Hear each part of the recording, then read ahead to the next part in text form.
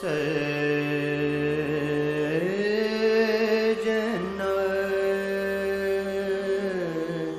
विता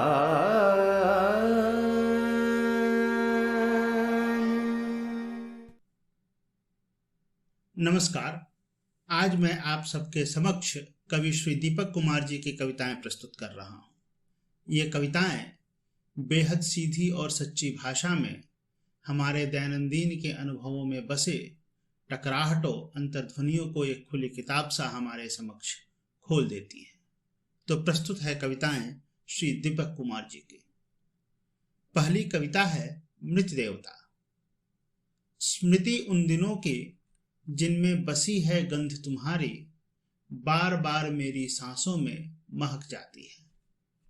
ठीक तभी पीड़ा की एक लहर भी समूची देह को सिहरा जाती है और तब सांस लेना दूभर सा हो जाता है।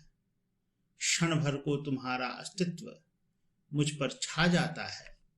मैं शायद खो जाता हूं और फिर तुम्हारी अनुपस्थिति रच देती है एक सूनापन जो भयावह है बचपन की कहानियों के राक्षस की तरह।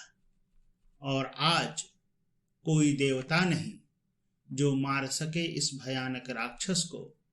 शायद तुम्हारा न होना देवता के मृत्यु का सबसे बड़ा प्रमाण है। दीपक कुमार जी की अगली कविता है ब्रेकिंग न्यूज।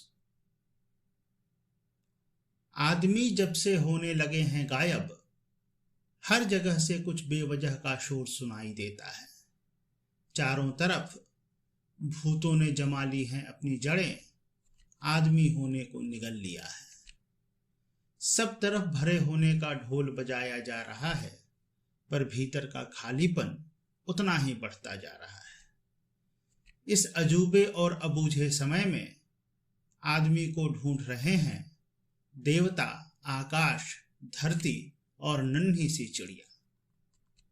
आदमी के साथ ही सारी चीजें भी खो गई हैं, शायद हमेशा के लिए।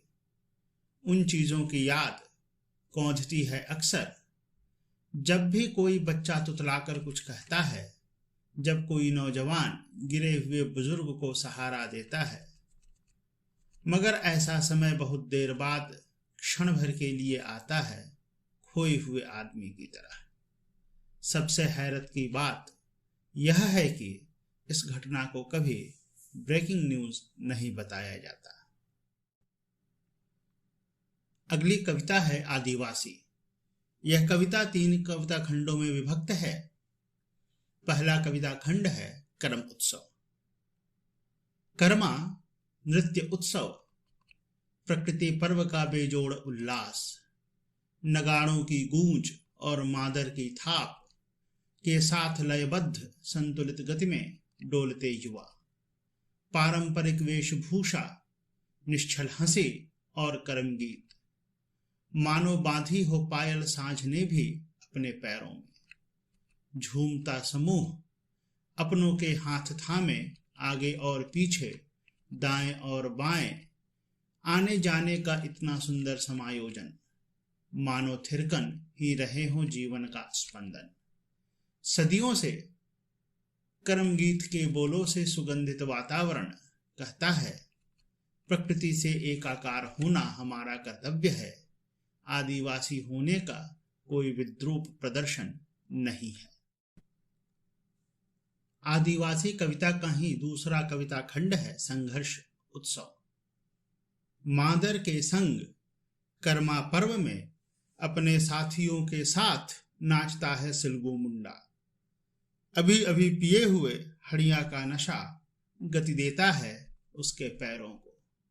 उल्लसित, उत्साहित कर्म गीत की ध्वनियों के बीच सिलगू मुंडा मुस्कुराता है। खुशी का प्रदर्शन उसके हर अंग से ऐसा निखरता है कि तालबद्ध नृत्यरत युवा अपना नाच छोड़कर देखने लगते हैं सिलगू मुंडा को। आज वह जीना चाहता है इसी माहौल में, खो जाना चाहता है उत्सव के इंद्रधनुष में, क्योंकि कल से फिर वही आदिम संघर्ष जीवन को जीने का साथ होगा सिलगू मुंडा के।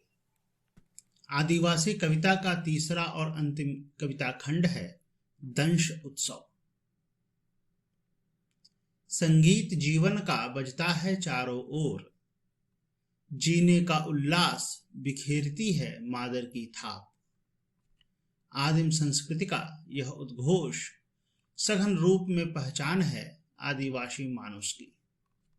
रंग बिरंगी भूषा में नृत्य की लयकारी, जैसे धरती भी थिरकती हो अपनी सबसे प्रिय संतानों के संग। मगर हो सकता है यह सब कुछ बस एक जरिया हो भूल जाने का सदियों से मिले उस दंश को जो प्रगतिवादी समाज ने दिया है आदिवासियों को। इस प्रस्तुति की अंतिम कविता है शहर पर कविता। मैं शहर पर कविता लिखना चाहता हूं क्योंकि मैं शहरों में रहता हूं, कई शहरों में, पर शहर मुझ में नहीं रहते। उन्हें बेदखल करता रहता है मेरे भीतर का गांव, नहीं बसने देता किसी भी शहर को। मैं अपने गांव नहीं जा पाता, तब भी शहरों का झुंड सहमा ही रहता है भीतर के इकलौते गांव की दबंगई से। सुबह नींद से जागता हूं, लगता है गांव की भोर है। बाहर देखते ही दिखने लगेंगे ढेर सारे पेड़, हरियाली, खेत और नदी। पर देखता हूं जंगल कंक्रीट के कोलतार से बनी नदियां और मशीन बने इंसान। पर आंखें खुलने तक पूरी ठसक के साथ आबाद रहता है गांव। रविवार की अलसाई दोपहर में सुनता हूं रेडियो। एफएम की साफ आवाज के बीच घरघराहट के साथ बजने लगते हैं विविध भारती पर पुराने गीत। स्पष्ट आवाज वाले विज्ञापनों के पहले तक गांव ही बजता रहता है भीतर। किसी उदास शाम में देखने जाता हूं नाटक, आज के नए नवेले। पता नहीं क्यों और कैसे नाटक देखते देखते गांव की रामलीला के पात्र उतर आते हैं स्टेज पर, बाहर कर देते हैं धमकाकर धकियाकर नाटक के सभी कलाकारों को। नाटक खत्म होने तक रामलीला ही देखता रहता हूं। हवाई जहाज में आता जाता हूं अक्सर, लेकिन मन की उड़ान तो कच्चे रास्तों में जाती है। जहां पहिए गतिशील हैं, घर से चुपके से ले भागे पुरानी ऊंची साइकिल के। हवाई जहाज से उतरने तक कैंची की तरह चलाता हूं साइकिल। साइकिल से गिरने के बाद ही ढूंढ पाता हूं अपना बैग स्वचालित सामान पट्टी से। अब तो आपको विश्वास हुआ ना कि मैं शहर पर, सिर्फ शहर पर कविता लिखना चाहता था। धन्यवाद। जना वितान